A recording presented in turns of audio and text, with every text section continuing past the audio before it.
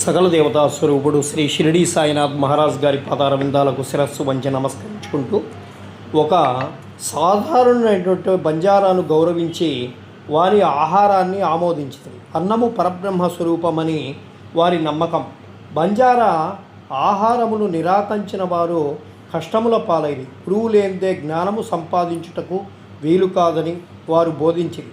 తైత్తరీయోపనిషత్తులో తల్లిని తండ్రిని గురువును గౌరవించి పూజించి మత గ్రంథములను అభ్యసించవలనను చెప్పుచున్నది. ఇదియే మన మనస్సు పావనము చేయుట మార్గములు.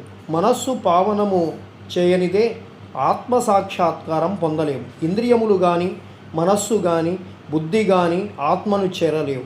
ప్రత్యక్షము అనుమానము మొదలైనటువంటి ప్రయాణములు మనకు ఈ విషయాలకు సహాయపడవు. గురువు కటాక్షమే మనకు తోడ్పడును. ధర్మము అర్థము కామము మన కృషి వల్ల లభించును. కానీ నాలుగవది యగో మోక్షము గురువు సహాయము వల్లనే మనం పొందగలను. సాయి దర్బార్లోనికి అనేక మంది వచ్చి వారికి తెలియ విద్యలను ప్రదర్శించే పోతుండేవారు. జ్యోతిష్కులు రాబో విషయాలు చెప్తుండేవారు. యువరాజులు గౌరవనీయులు సామాన్యులు పేదవారు సన్యాసులు యోగులు పాటకాండ్రు మొదలగున వారు బాబా దర్శనముకై వచ్చేటివారు. ఒక మహారు మాలవారు వచ్చి జోహారు చేసి ఈ సాయి మా బాపు తల్లి తండ్రియు అనియు వారు మన చావు పుట్టుకలకు తుడిచివేయుదురనియు చెప్పేవారు. గారడివాండ్రు గుడ్డివాండ్రు చొట్టవారు నర్తకులు నాద సంప్రదాయం వారు పగటి వేషగాళ్ళు కూడా అక్కడికి సమాదరింపబడుచుండే. అనవంతు రాగా ఆ బంజారా కూడా గాన్పించను. తన పాత్రను ముగించను. మనుపెప్పటికీ ఇంకొక కథను తెలుసుకునేటువంటి ప్రయత్నం చేద్దాం. బాబా ఎన్నడూ ఉపవసించలేదు. ఇతరులను కూడా ఉపవాసము చేయమని చెప్పేవారు కాదు. ఉపవాసము చేయువాని మనస్సు స్థిరముగా నుండదు. అట్టి వారు పరమార్థం ఎట్టు సాధించగలరు. ఉత్త కడుపుతో దేవుని చూడలేము. మొట్టమొదట ఆత్మను శాంతింపచేయవలను.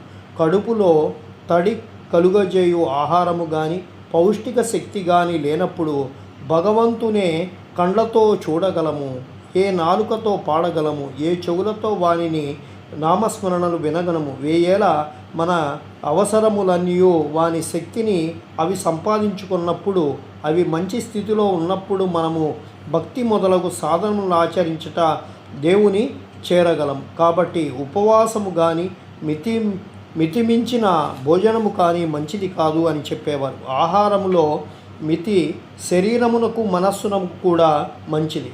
గోఖలే భార్య కానిట్కర్ భార్య శ్రీమతి కాశీబాయి వద్ద నుంచి దాదా కేల్కర్కు జాబు తీసుకొని షిరిడి వస్తాడు.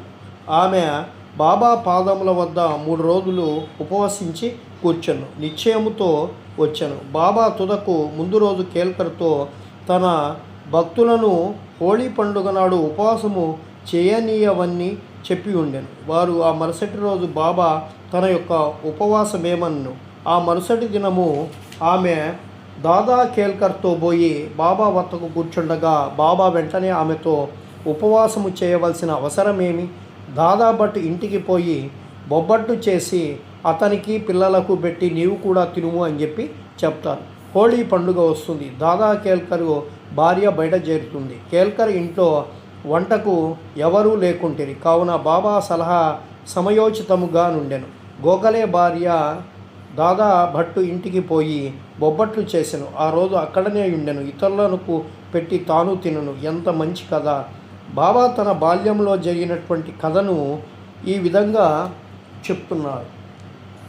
నా చిన్నతనములో భుక్తి కొరకు వెదుగుచు బీట్గాం వెళ్ళితిని.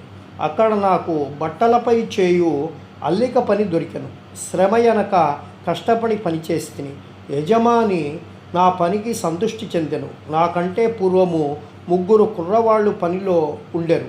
మొదటి వానికి 50 రూపాయలు, రెండవ వానికి 100 రూపాయలు, మూడవ వానికి 150 రూపాయలు. నాకు 3 మొత్తములు రెండింతలు అనగా 600 రూపాయలు జీతం ఇచ్చాను. నా తెలివితేటలు చూసి యజమాని నన్ను ప్రేమించి మెచ్చుకొని నిండు దుస్తులిచ్చి నన్ను గౌరవించను.